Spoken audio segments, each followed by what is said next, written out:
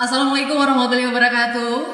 Kita kembali hadir ya di acara podcast untuk segmen kesehatan masyarakat di RRI Bau-Bau. Pendengar ataupun pemirsa, kita sudah kedatangan ini narasumber kita. Ada di samping kiri saya, ada Ibu Dr. Andi Yaumil Bai, SKM, MKes. Oke, baik. Saya panggil Ibu Andi saja nih, soalnya banyak sekali namanya nih. Oke, ini selaku dosen Fakultas Kesehatan Masyarakat ya di Universitas Dayanu Ihsanuddin.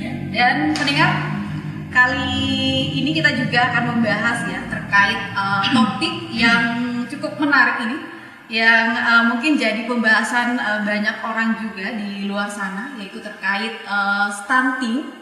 Di mana saat ini pemerintah ini juga lagi gencar-gencarnya ini untuk bisa menurunkan angka stunting khususnya di negara kita ini, Indonesia ini. Di mana ini Presiden juga ini pernah ya, Joko Widodo juga optimis bahwa target pemerintah dalam penanganan stunting ini akan tercapai. Dan pemerintah juga sebelumnya juga ini telah mencanangkan ya untuk prevalensi stunting ini turun hingga 14% ini. Ini sebagai target nasional di tahun 2024 ini. Dan sebelum kita membahas lebih jauh lagi ini terkait stunting, mungkin banyak ya masyarakat di luar sana yang belum paham ini apa itu stunting. Mungkin Ibu bisa jelaskan ini. Jadi stunting itu kekurangan energi kronik atau gangguan pertumbuhan pada balita. Perkembangan pada anak mulai dari panjang badan, tinggi badan sesuai umur. Itu stunting. Dengan standar 2 deviasi. Tinggi badan. Oke. Baik. Ini dan yang menyebabkan terjadinya stunting ini apa ini?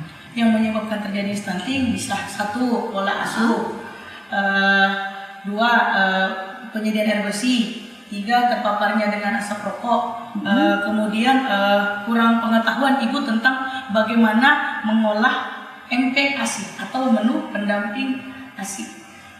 Masih banyak juga ibu-ibu zaman kekinian atau zaman now itu bahwa mereka tidak lagi memprioritaskan yang namanya ASI eksklusif atau ASI secara 6 bulan yang tanpa bahan tambahan lain maupun air putih. Itu masih banyak orang yang tidak paham. Banyak juga ada campur tangan dari keluarga bahwa dulu zamannya dia bisa dipakai air, bisa dipisah dimakan sebelum sampai 6 bulan, tapi semakin kesini bergeser bahwa memang tidak boleh ada makanan tambahan selain ASI eksklusif itu sendiri. ASI eksklusif itu yang pertama. Itu yang pertama. Kemudian yang kedua itu bagaimana agar keluarga itu terhindar dari paparan asap rokok. Asap rokok. Ya. Ini paling umum ini asap rokok. Sebenarnya asap rokok ini sebenarnya Bu, kalau saya pribadi tidak masalah orang merokok asal jangan di tempat-tempat umum. 1 rumah sakit, posyandu, puskesmas atau sekolah yang banyak anak-anak atau ibu-ibu bisa terpapar dengan asap rokok itu sendiri. Nah, tapi ini kalau mungkin di lingkungan keluarga nih. Lingkungan keluarga maksudnya dalam rumah gitu kan, biasanya ini ayahnya ini merokok. Nah, gimana itu? Kalau saya pribadi menjelaskan, kalau sudah banyak-banyak kita turun kunjungan itu, kami menjelaskan bahwa merokok itu Bu di outdoor, di luar dari lingkungan rumah. Kemudian baik bapak itu sendiri, jika beliau merokok sebelum menggendong anaknya dia bisa mengganti dulu baju. Oh iya. Ini asap rokok melekat ya di melekat baik di horden, di sofa kasur, di spray jika merokok di dalam ruangan. Tapi jika di outdoor itu tidak masalah. Melekat di rambut, di baju, sehingga keluarga yang harusnya sehat, harusnya tidak terpapar pasif, akibatnya itu lebih berbahaya pasif dibanding yang aktif yang langsung menghisap asap rokok itu sendiri. Ya, terus ini berarti termasuk juga dampak bisa mengakibatkan stunting ini asap rokok ini? Bisa. Iya, baik. Oke, tadi kan seperti yang kita bilang tadi Bu, terkait ini stunting ini tumbuh kembang anak yang tidak berkembang ya, pendek ya, tidak sesuai dengan umurnya. Sesuai umurnya. Ya. Terus tadi kan ada juga ini mungkin anak-anak yang dibilang mungkin keturunan gitu. Jadi badannya tidak terlalu tinggi tapi keturunannya sudah pendek gitu. Bagaimana itu bisa membedakan hal seperti itu? Genetik ya. Ya, jadi untuk itu sebenarnya Bu, kita cuma termotivasi dari makanan apa yang kita asuh ke anak-anak kita. Contoh, misalnya dia makan itu Bu, makro mikro. Makro mikro itu terdiri dari protein, vitamin. Makro mikro itu terdiri dari protein, lemak, dan karbohidrat. Sedangkan mineralnya itu, sedangkan mikronya itu Bu, mineral dan vitamin. Sehingga jika anak-anak kita itu terpenuhi asupan makro mikronya, maka insya Allah terhindar dari stunting. Kebanyakan juga Bu bahwa orang tua pahamnya itu ketika anak hanya makan nasi dengan Indomie itu sudah cukup. Karena yang penting kenyang kan. Orang sekarang ini pikirannya yang penting Yang kenyang, praktis. bukan yang penting bergizi atau sesuai dengan konsumsi kebutuhan yang dibutuhkan oleh anak kita untuk tumbuh kembang anaknya. Sehingga masih banyak yang salah persepsi. Tapi ada juga Bu yang kita tidak bisa masuk itu ke lingkungan ekonomi, karena kan orang yang penting makan. Iya, betul. Ya, cukup juga kalau satu hari makan. Jadi sehingga mungkin karbo-karbo itu bisa bersatu. Contoh Indomie dengan nasi itu kan sama-sama karbo. Kalau telur kan protein. Seperti itu, sehingga masih banyak yang belum paham bahwa variasi makanan itu penting pada anak-anak kita. Oh, jadi ini penting juga nih untuk sosialisasi di Sosialisasi masyarakat ini. Ini variasi. sering dilakukan juga. Kalau kami sendiri, dosen-dosen kesehatan masyarakat itu, kami tiap semester itu adakan penyuluhan ke puskesmas atau di kelurahan yang memang kita cek datanya bahwa tinggi angka stunting. Jadi ini bekerja sama dengan pihak pemerintah juga nih? Ya, harus lintas sektor. Oh, gitu. Ya, kami cuma sebagai teori, tapi kita betul yang di lapangan itu dengan lintas sektor kesehatan, puskesmas dan lain-lain. Ya. Apalagi ini kan banyak sekali juga masyarakat ini yang mungkin faktor ekonomi, ekonominya rendah ini. Seperti apa ini untuk perkembangan ini ibu yang hamil, untuk anak-anak yang maksudnya yang hidup di wilayah yang minta maaf ini miskin gitu. Seperti apa itu kalau seperti itu?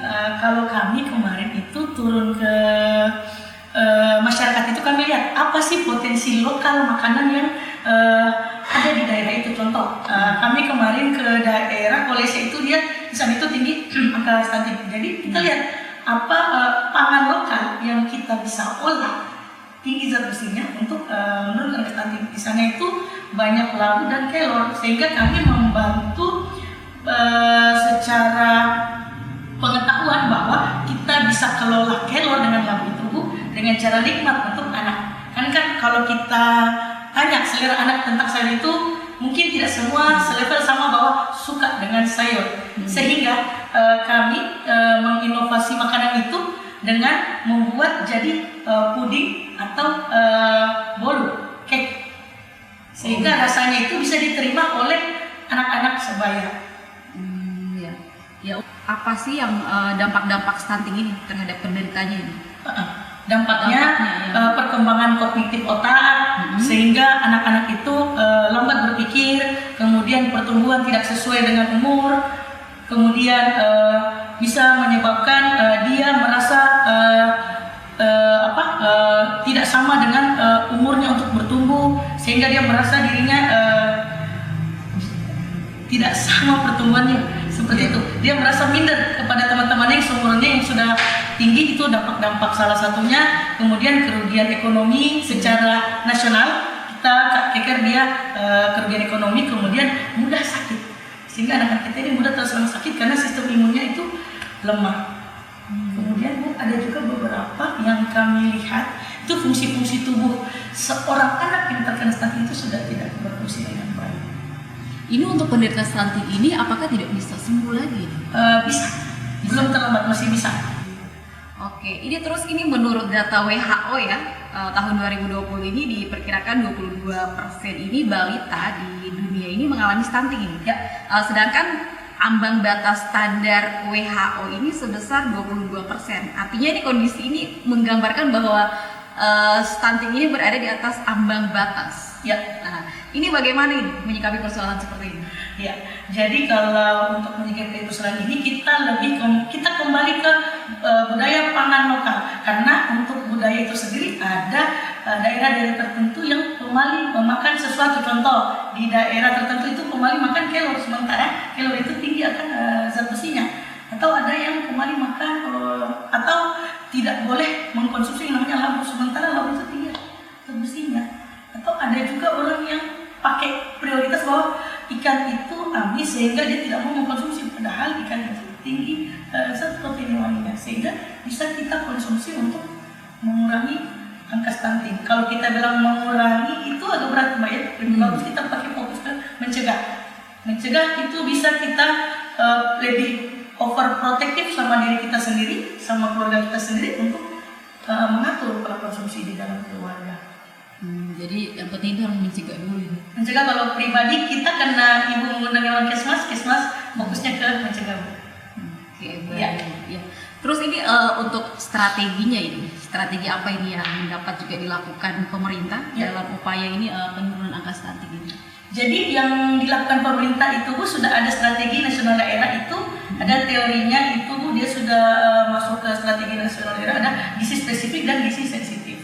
Itu dari aturan pemerintah bahwa telah menurunkan bagaimana upaya-upaya pemerintah menurunkan angka stunting dengan ada beberapa aturan itu Bu, dengan satu membagikan tablet tambah darah kepada siswa-siswa SD SMP yang sudah mulai masa aktif-aktif atau masuk masa pubertasnya. Itu kemudian untuk bagi puskesmas itu sendiri fokus kepada ibu-ibu yang terkena stunting, ibu-ibu yang anaknya terkena stunting atau ibu-ibu yang kekurangan energi kronik itu Bu, difokuskan ke puskesmas itu untuk adanya makanan tambahan yang diberikan oleh puskesmas kepada masyarakat.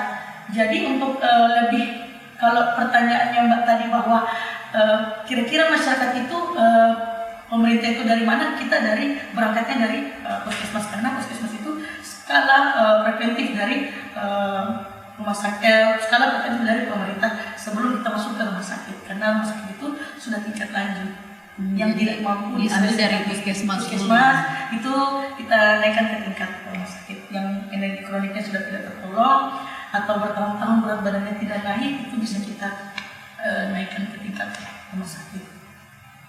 Seperti itu. Kemudian itu baru spesifik, kemudian sensitif itu ada juga yang aturan pemerintah daerah itu bagaimana pemerintah mengadakan penyediaan air bersih, kemudian pemerintah menyediakan asupan makanan bagi ibu balita yang kekurangan energi kronik atau ketersediaan pangan, itu masuk di wilayah eksternal. Gitu. Jadi ada faktor internal, ada faktor eksternal dari kerangka teori UNICEF seperti itu. Faktor langsung atau faktor tidak langsung. Ya. Ya. Terus ini jika kita melihat ya usia hamil ini, di usia berapa ini? Berapa tahun ya seorang wanita ini disarankan untuk hamil? Dan ini bagaimana ini merawat kehamilan tersebut agar bayi yang dilahirkannya ini sehat? Ya. Termasuk proses persalinannya juga ini. Ya. Jadi tidak terlalu muda, tidak terlalu tua, tengah-tengah 28 sampai 35 itu bisa aman untuk melahirkan secara sehat.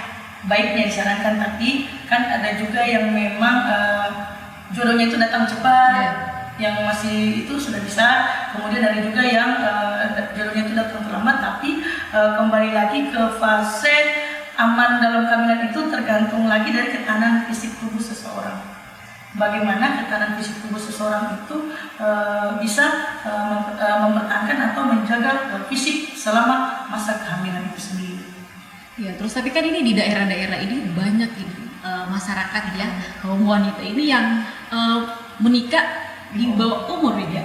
Bagaimana yang mengatasi hal seperti itu? Ya, jadi untuk menikah di bawah umur ini, kalau untuk dari segi kesehatan itu sendiri, baiknya ada baiknya tidak boleh, tapi di masyarakat sudah terjadi, sehingga bagaimana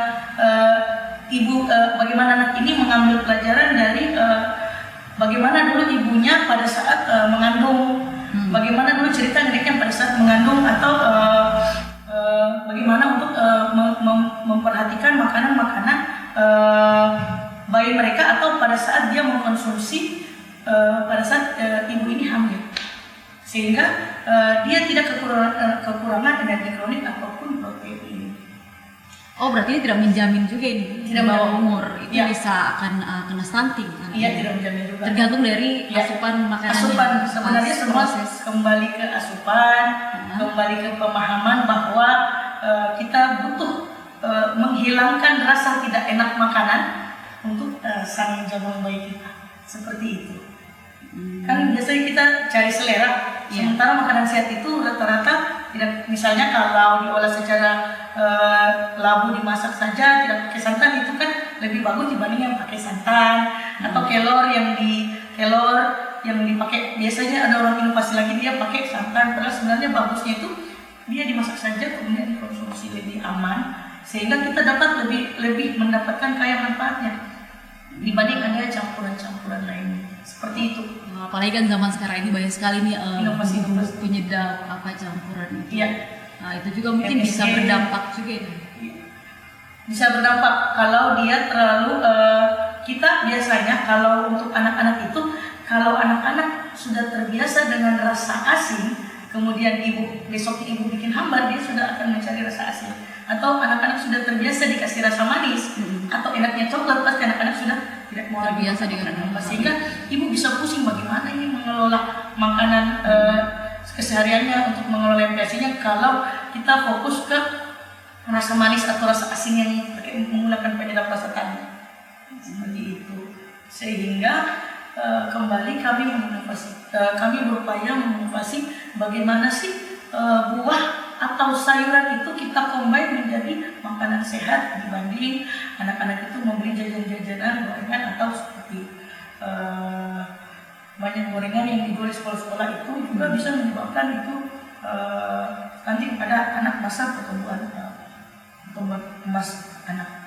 Kami juga pribadi sudah jalan ke SMP SMA untuk membagikan tablet tambah darah, kemudian juga telah mengedukasi bagaimana sih adik-adik itu menginovasi jajanannya itu dikurangi sehingga menjadi jajanan sehat, bahwa ternyata labu dan kelor itu bisa diolah jadi makanan yang enak, bukan cuma sekedar jadi sayur yang untuk supaya anak-anak rajin mengkonsumsi sayur. Istilahnya bahasa sekarang itu substitusi. Iya, mengganti. Iya, jenisnya. Iya, betul. Oke, baik. Ini selain faktor makanan tadi, apakah juga ini kalau ibu yang lagi stres, biasa kan dalam keluarga banyak masalah, apakah itu berpengaruh juga? Ya, kalau dari stres itu sendiri juga bisa mempengaruhi kekurangan asi seorang ibu.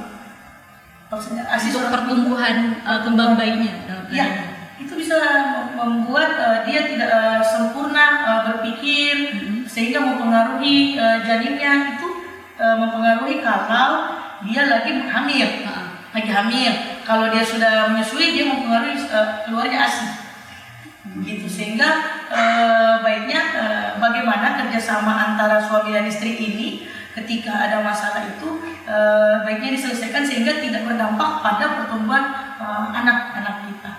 Seperti itu, baik dari segi makanan, dari segi ekonomi maupun dari segi berpikir. Apalagi sekarang banyak ibu-ibu yang kena mental health atau diabetes, sehingga merasa kepercayaan diri ibu itu kurang setelah melahirkan, ya kan? Atau dia merasa bodinya sudah tidak bagus lagi sehingga dia tidak mau menyusui. Itu juga semua banyak faktor. Sebenarnya untuk stunting ini kalau kita bahas faktor, banyak dari segi faktor-faktor yang menyebabkan peluang-peluang sehingga orang bisa menyebabkan stunting. Selain dari makanan tadi? Selain dari konsumsi makanan, stres itu juga salah satu faktor penyebab. Oh, jadi itu penting sekali nih seorang suami untuk mendampingi istrinya di saat hamil, untuk perkembangan bayi juga di dalam. Kalau kita ingat slogan-slogan dulu itu siaga, suami siaga, siap antar jaga. Tapi kalau kita fokus lagi kembali ke sekarang, chatting itu perlu. Jadi jangan cuma pada masa hamil, calon pengantin juga itu perlu diedukasi bahwa dia harus pemeriksaan kesehatan, kemudian dia harus fokus pada bagaimana nanti berapa jumlah anak, berapa jarak kelahiran, itu semua harus diperhitungkan sehingga ketika kita membahas jarak kelahiran, ibu-ibu itu bisa mengontrol pengeluarannya terhadap anaknya untuk pola konsumsinya di rumah tangga dengan mengatur pengeluaran lainnya. Itu juga bisa berpengaruh. Berarti ini kalau dibilang faktor banyak sekali. Banyak, luas. Luas sekali ya. Kalau dari segi variabel ini bisa kita tarik satu-satu itu bisa banyak. Tapi secara umum tadi masalah gizi. Ya, Gizi lebih ke pada anak. faktor gizi. Gizi, asumsi, pola konsumsi. Pola konsumsi. Oke, baik. Ini juga tadi terkait ASI. Ini apa bedanya ini memberikan ASI eksklusif pada bayi dengan memberikan susu formula ini? Ya, jadi kalau ASI eksklusif itu ada kedekatan antara ibu dengan bayi. Kemudian kalau ASI itu bisa terhindar dari penyakit-penyakit kronis atau bisa memperkuat kekebalan tubuh seseorang ibu, kekebalan tubuh seorang bayi. Kemudian ASI juga itu bisa mendekatkan batin antara ibu dan anak. Itu dibanding kalau susu formula dia hanya untuk digugurkan kewajiban bahwa dia harus minum kan. Untuk konsumsi itu kan ada batas-batas mili untuk mengkonsumsi baik dari ASI maupun dari susu kemasan, susu formula ya itu. Jadi kalau ditanyakan apakah baik untuk mengkonsumsi ASI atau ASI eksklusif atau susu formula, kami lebih menegaskan ke ASI karena lebih ekonomis, lebih hemat tempat, di mana saja bisa, tidak perlu repot dipanasi, tidak perlu repot disterilisasi. Karena langsung fresh keluar dari seorang ibu. Iya. Tapi kan zaman sekarang ini banyak ya ibu-ibu ini yang tidak mempunyai ASI, maksudnya tidak keluar ASInya ini. Nah, dan itu anaknya itu di usia 0 bulan itu sudah diberikan susu formula. Nah, kalau seperti itu bagaimana? Jadi ada stimulus atau rangsangan yang diberikan pada ibu itu dengan menginjek payudara atau dengan mengkonsumsi daun katuk atau kacang yang disangrai. Itu bisa menjadi salah satu alternatif bahwa kita bisa memproduksi ASI itu sendiri. Banyak juga orang yang sudah mengkonsumsi Blackmores atau segala macam untuk memproduksi ASI itu sendiri. Kalau pribadi untuk mengkonsumsi ASI itu tidak ada. Kalau dari ibu-ibu kami dulu, ibu-ibu dari nenek kami itu selalu memberitahukan bahwa tidak ada ASI yang tidak bisa keluar kecuali satu stres, pola makan yang salah sehingga tidak ada keluar ASI, ataupun tingkat kecemasan perubahan bentuk tubuh sehingga ASI itu di nomor 2 kan setelah susu formula. Kemudian juga banyak ibu-ibu itu yang bekerja sehingga tidak memfokuskan untuk pompa ASI terlebih dahulu atau ASI secara langsung kepada bayi sebelum ke kantor. Kan biasa ribet pompa ASI, kemudian harus pompa ditaruh lagi di beku dibawa pulang lagi. Kemudian ada jam-jam batas tertentu untuk dikonsumsi ASI-nya itu sendiri. Sehingga mungkin ibu-ibu yang mobilenya tinggi atau jam terbangnya tinggi dalam berkarir mungkin tidak sempat untuk ASI sehingga jalan satu-satunya susu formula. Tapi akan berbeda ketahanan fisik seorang bayi ketika dia mengkonsumsi air susu ibu itu sendiri. Ya, terus ini Ibu Adi, kalau untuk perbedaannya ini ada tidak ini? Kalau untuk ASI yang dipompa lalu didinginkan dengan ASI yang diberikan langsung gitu. Ya. Nah, perbedaannya ya. Kalau untuk kalau untuk pribadi pengalaman ibu kita dulu itu dia kalau untuk ASI itu sendiri lebih bagus yang fresh, yang langsung dari puting seorang ibu dibanding yang memompa. Kalau memompa itu Bu, rata-rata itu yang alternatif kalau ASI-nya banyak diproduksi sehingga akan keras atau besar payudaranya ketika tidak dikeluarkan sehingga dia merasa harus dikeluarkan secara bersamaan. Atau memang ibu-ibu yang bekerja itu pasti harus pompa ASI-nya sebelum dia ke kantor sehingga ada cadangan ketika misalnya dia belum pulang dia sudah punya ASI cadangan. Tapi untuk khasiatnya ini? Khasiatnya lebih bagus untuk yang secara langsung yang fresh dibanding yang sudah disimpan di kulkas kemudian dihangatkan kembali. Lebih baiknya secara minimalisir secara langsung. Tapi kan zaman sekarang itu kebanyakan seperti itu. Iya. Yang mesti dipompa lalu disimpan di kulkas, nanti sebentar dipanaskan kembali. Iya. Itu kan alternatif ketika tidak ada waktu. Daripada formula mending pompa, daripada pompa mending ASI langsung. Karena kan kebanyakan juga ibu-ibu sekarang itu sudah cari uang sehingga tidak sempat lagi untuk fokus ke bekerja sambil membawa bayinya atau langsung mengasihi. Itu kalau dibilang khasiatnya mungkin sudah berkurang ya Bu? Ya, dibanding yang langsung. Lebih baiknya yang langsung. Jadi sebaiknya untuk ibu-ibu ini Kalau mengusahakan bisa, kalau bisa secara langsung. Ya. Sudah tidak, kalau untuk kasihan sama saja, tapi kalau tidak langsung itu dia lebih ke terkontaminan. Takutnya botolnya tidak dicuci bersih atau terkontaminasi air yang kotor sehingga atau botol dotnya tidak dimasukkan ke dalam steamer uap untuk mensterilisasi. Itu juga bisa menyebabkan kontaminan air susu terhadap kontaminan lain yang bisa masuk sehingga mengurangi zat gizi yang dikonsumsi oleh bayi dibanding yang langsung. Jadi lebih ke kontaminan terhadap sekitar pada saat penyiapan ASI yang dipompa. Oke, baik. Ya.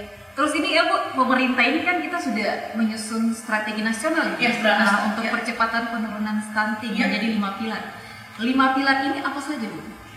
5 pilar penurunan angka stunting itu ada di pemeriksaan kehamilan, ada di penurunan angka stunting itu bisa mencegah anak itu dari kekurangan energi kronik, mencegah ibu dari kekurangan energi kronik atau protein, sehingga pada saat hamil itu bisa tidak kekurangan energi kronik. Kemudian umur menikah itu tidak terlalu muda atau tidak terlalu tua. Kemudian bagaimana mengkonsumsi makanan sehat yang terdiri dari makro mikro sehingga pemenuhan kebutuhan gizi seimbang itu bisa terpenuhi. Kemudian bagaimana bayi setelah lahir itu dikawal ASI eksklusifnya, atau ada juga istilah inisiasi menyusui dini, sehingga 0 sampai 6 bulan itu tidak ada orang campuran. Tadi 5 pilar ya, strategi nasional. Strategi nasional yang kalau dari untuk ibu-ibu, sedangkan kalau untuk pemerintah itu sendiri dari puskesmas itu pembagian tablet tambah darah, kemudian pemeriksaan kehamilan atau kemudian KMS atau KIA, pemeriksaan bayi, bagaimana pertumbuhan bayi ini berkembang dari 0 sampai berapa tahun, apakah dia tumbuh sesuai umurnya, berat badan itu tumbuh sesuai umurnya, seperti itu, sehingga bisa dicegah sedini mungkin. Bagaimana kalau kurang masuk dalam promotif dan preventif di ibu-ibu itu sendiri, ibu atau keluarga cilik itu sendiri. Oke, baik. Ya, terus ini bagaimana juga dengan 1000 hari pertama kelahiran atau HPK ini terkait stunting ini, apa ini yang harus dilakukan khususnya orang tua? Ya, kalau untuk orang tua 1000 HPK itu adalah persiapan kehamilan. Calon-calon ibu itu harus ibu sehat dan ibu yang bergizi baik. Apa yang harus dilakukan? Yaitu kemudian pemeriksaan kehamilan secara teratur, karena 1000 HPK itu mundur sebelum. Ya, kemudian bayi mendapatkan inisiasi menyusui dini atau ASI eksklusif. Seperti yang saya bilang tadi bahwa ASI eksklusif itu sangat penting untuk mencegah stunting. Tadi kita bilang mana sih baik formula ASI? Kalau kita dari segi jurnal yang kita banyak referensi itu lebih menyarankan bahwa lebih bagus ASI atau menyusui dini. Atau pada saat lahir itu Bu, ada namanya pas lahir langsung ditaruh di sini, kemudian disimpan, ada kolostrum atau susu pertama yang keluar setelah ibu melahirkan. Itu kolostrum itu tinggi juga. Susu pertama pada saat ibu-ibu sudah melahirkan itu kolostrum dari putingnya langsung. Kolostrum seorang ibu yang berwarna kuning katakan tadi itu kolostrum. Kemudian bayi itu mendapatkan pendamping ASI sampai 6 bulan yang saya bilang tadi. Kemudian dipantau pertumbuhannya yang saya bilang tadi juga, bahwa secara KMS itu perlu untuk mengukur apakah tadi bayi itu bertumbuh sesuai umurnya.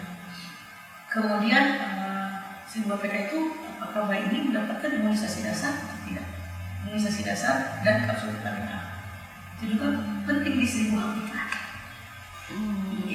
Itu yang harus dikasih ya pada ibu hamil. Persiapannya sebelum hamil atau sudah hamil? Sudah hamil. Kalau sebelum hamil dia masuk tadi ke pemeriksaan ibu, bahwa calon pengantin itu harus memeriksakan kesehatannya secara segi kesehatan. Kemudian setelah hamil itu bagaimana ibu itu mengkonsumsi gizi seimbang. Jadi sebelum itu bagaimana dia memperhatikan kesehatannya, misalnya dengan vitamin tablet tambah darah kalau di 1000 HPK calon pengantin. Oke, baik. Ya, informasinya sangat bermanfaat juga nih buat ibu-ibu ini, apalagi calon-calon pengantin. Buat ibu muda. Iya, ibu muda. Oke, baik ini pemerintah juga melalui Kemenak ya juga sudah menginstruksikan didistribusikan perangkat-perangkat hingga tingkat kecamatan melalui kantor urusan agama atau KUA ini untuk aktif ya, menurunkan juga angka stunting daerah ini, yang berarti ada korelasi stunting dengan calon pengantin. Iya, ada. Jadi ketika asupan makanan dari calon pengantin itu sendiri, makanya kalau kami itu turun penyuluh itu kami bilang, kalian ini calon ibu, kalau calon ibu itu wajib makan sayur, wajib makan sayur dengan zat besi tinggi, wajib mengkonsumsi vitamin zat besi, vitamin tablet tambah darah ketika memang terus mulai, sehingga kekurangan akibat anemia itu bisa terkurangi. Kan anemia juga bisa salah satu penyebab stunting. Ya, anemia itu bisa menyebabkan stunting pada masa sebelum kehamilan. Ketika ibu itu sudah anemia, kemungkinan juga nanti akan ada stunting. Itu dan itu banyak sekali terjadi itu anemia pada ibu hamil. Itu penyebabnya apa itu? Kekurangan konsumsi sayuran yang berbasis zat besi. Oh, kekurangan. Atau tidak mau minum tablet tambah darah. Jadi tadi ditambah, dibantu dengan tablet tambah darah. Iya, tablet tambah darah. Oke, baik. Ini terkait juga masa kehamilan. Ini ada tidak ini aturan berapa kali ibu harus memeriksakan kandungannya ke dokter ini? Ada aturannya itu 3 semester. 3 semester pertama 3 bulan, 0 sampai 12 bulan, kemudian 12 sampai 24 bulan, minggu, kemudian 0 sampai 12 minggu, kemudian 12 sampai 24 minggu, kemudian 24 sampai 40 minggu. Jadi per 3 bulan. Sampai setidaknya 3 bulan per 3 bulan. Jadi di situ misalnya kita timbang berat badan dan ukur tinggi badan, kemudian ukur lila, lingkar lengan atas seorang ibu hamil diukur sesuaikan, kemudian bagaimana dia ketika dia kekurangan energi kronik, kira-kira dia butuh tambahan makanan misalnya, kemudian bagaimana tekanan darah seorang ibu itu juga perlu dikontrol. Jadi bukan cuma lansia, ibu hamil itu juga fokus dikontrol, kemudian bagaimana tinggi fundus kehamilannya, kemudian bagaimana memberi imunisasi, bagaimana deteksi risiko pencegahan kehamilan dan sebagainya. Sehingga baiknya masa kehamilan itu sering dikonsultasikan. Kemudian juga untuk di kesehatan juga itu membatasi bahwa ketika dia menggunakan JKN, ketika dia tidak memenuhi syarat dalam jumlah pemeriksaan, dia tidak akan diberlakukan menggunakan JKN.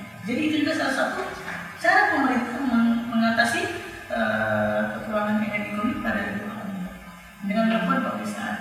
Jadi dia memperlakukan JKN itu ketika dia melakukan 3 kali pemeriksaan yang diwajibkan oleh OJK. Baik. Ya, terus ini kalau untuk penderita stunting ini untuk anak-anak ini apakah bisa dilihat dari dalam kandungan? Bisa dipastikan bahwa anak sebelum lahir. Sebelum lahir dari berat badan tidak bisa kelihatan.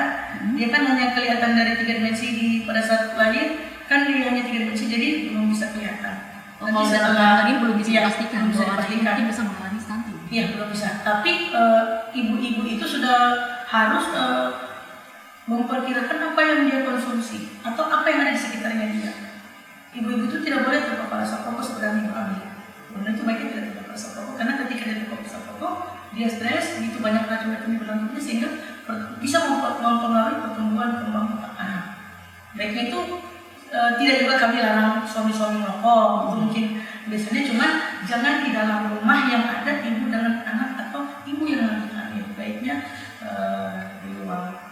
Sehingga untuk kan perkembangan itu tidak bisa kelihatan dalam sini, hanya bisa dilihat bahwa sudah tumbuh misalnya tangannya, kakinya dan sebagainya, tapi untuk secara normal dengan itu kecuali sudah lahir baru bisa dikatakan.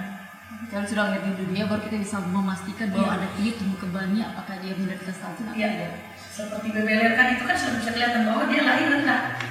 Berat badan lahir rendah kan itu sudah bisa kelihatan bahwa memang dia sudah gejala-gejala stunting. Berat badan lahir rendah kan. Oh gitu. Iya. Jadi ini selain tinggi badan tadi, ini BB juga ini bisa mengakibatkan juga stunting. Iya. Itu di usia berapa tuh biasanya ini? Yang 0 sampai 2 tahun terakhir. 0 sampai 2 tahun terakhir. Nah, kembali lagi ini tadi yang 0 sampai 6 bulan kasih, sedangkan 0 sampai 2 tahun kasih eksklusif 0 sampai 6, sedangkan yang 0 sampai 2 tahun ASI dengan makanan pendamping ASI. Insya Allah itu bisa terus dari stunting. Oke, baik. Terus ini bagaimana penanganan kesehatan anak ya, khususnya ini usia PAUD atau TK Ini mengingat mereka ini akan cukup aktif bermain ini.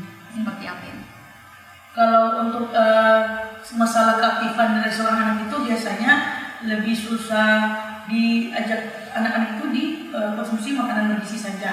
Bagaimana makanan-makanan bergizi itu dikonsumsi pada umur-umur aktif-aktifnya anak-anak, sehingga anak-anak itu tidak terpapar makanan-makanan yang tidak seharusnya dikonsumsi.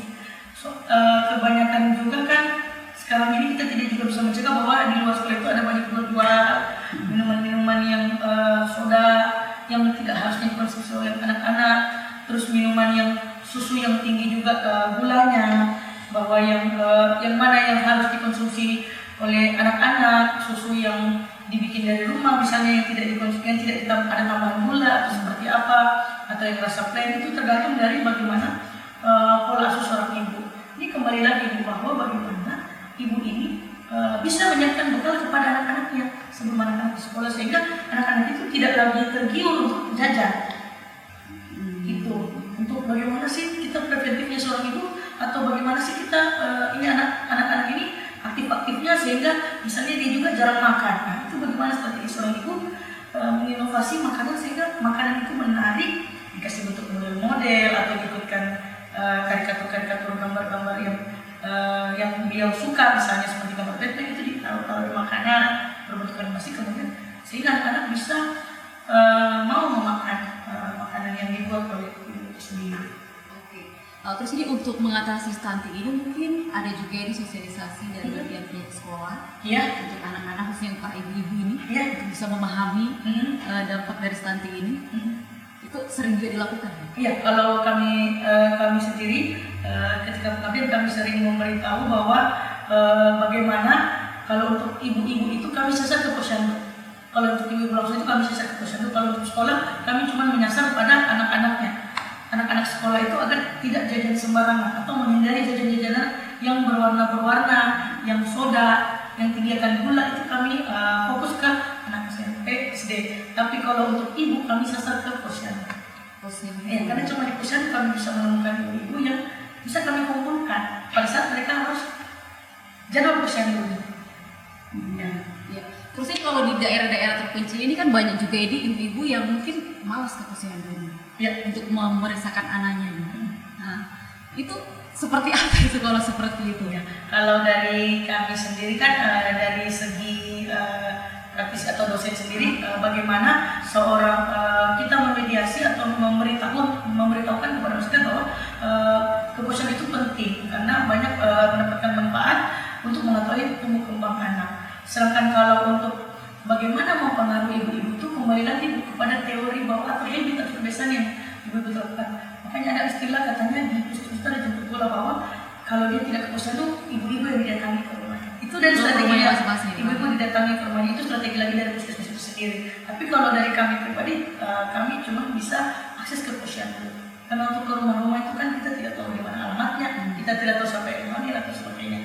Tapi kalau di posyandu kita sudah punya data semua bahwa ini 5 orang pasti ini yang datang ke posyandu, pasti ibu-ibu ini yang akan memeriksakan anaknya atau mendapatkan tumbuh kembang anaknya, mengetahui tumbuh kembang anaknya di posyandu itu. Oh, jadi kita ini intinya ke posyandu saja deh, untuk mensosialisasikan terkait. Kalau pribadi kami ke posyandu untuk mensosialisasikan pada saat ibu-ibu posyandu, kami bisa juga di situ membawakan materi berupa leaflet. Kemudian kami memberitahukan bahwa ini makanan bermanfaat untuk bayi-bayinya. Kemudian kami juga kadang-kadang mendemokan makanan itu sendiri. Kami sudah turun di beberapa tempat untuk mendemokan makanan itu. Misalnya kami kemarin di Kelurahan Kolese, kami mendemokan bagaimana itu pembuatan kelor berbahan dasar kelor, membuat lauk dan puding. Kemudian kami kemarin di Buton Tengah itu, karena di sana pangan lokal kacang merah, bagaimana mengolah kacang merah, bagaimana mengolah rumput laut, dan bagaimana mengolah ikan menjadi nugget. Itu juga bagaimana kan kita memberdayakan hasil pangan lokal. Jadi untuk tidak dibeli terlalu mahal tapi gampang kita akses. Kalau kilo kan banyak, atau kemudian kemarin lagi bergeser lagi, kemarin itu ada juga daerah yang kerang kepa itu bisa dikonsumsi menjadi nugget. Jadi kami sudah kerang kepa itu kami konsumsi. kami buat menjadi nugget. Jadi ini membuat sesuatu, mengkreasikan Menginovasi. makanan ini ya untuk Iya. anak-anak ini biar lebih Menginovasi. tertarik gitu. Iya, Supaya bisa dimakan. bisa dimakan. Oke, baik. Terus ini kalau untuk faktor lingkungan ini, Lingkungan. seperti mungkin semacam air Iya. air yang diminum Mhm. ini juga berpengaruh juga ini. Berpengaruh. Baiknya airnya bersih, tidak tercemar, itu bisa dikonsumsi baik. Kemudian air itu ada dilihat dari fisik kimia biologinya. Kalau dia dari fisik itu tidak berwarna, kalau dari tidak berbau dan tidak berasa. Kemudian untuk dikonsumsi, yang dikonsumsi kan, kalau yang untuk tidak dikonsumsi itu kan bisa dimasak lebih dahulu, kemudian kita olah jadi sayur dan sebagainya. Gitu. Ya tapi kan zaman dulu itu banyak sekali gitu yang airnya dimasak dulu. Iya. Iya. Tapi kalau untuk air yang berkapur, Ya. apakah itu berpengaruh juga? Tidak berpengaruh kalau terhadap saluran infeksi saluran. Oh gitu, tapi tidak berpengaruh untuk Ya, baiknya kalau dulu-dulu itu kan orang sering pakai sering kain. Dulu-dulu itu dimasak, kemudian sering kain. Cuman kalau zaman sekarang ini orang berpikir hemat, daripada beli minyak tanah, lama lagi dimasak, mending beli galon. Tapi kan orang belum terlalu tahu juga bahwa ada juga galon-galon yang mungkin tidak mau melalui proses-proses sehingga tidak layak untuk dikonsumsi. Baiknya dimasak dulu. Sedangkan kalau untuk bayi 0 sampai 2 tahun itu harus semua disterilisasi, mulai dari datangnya air sampai pada saat dikonsumsi oleh bayi kecil. Untuk yang 6 sampai untuk MPASI ya. Kalau 0 sampai 6 bulan kan disarankan ASI saja. Tidak ada tambahan lain. Tidak pakai susu formula tadi.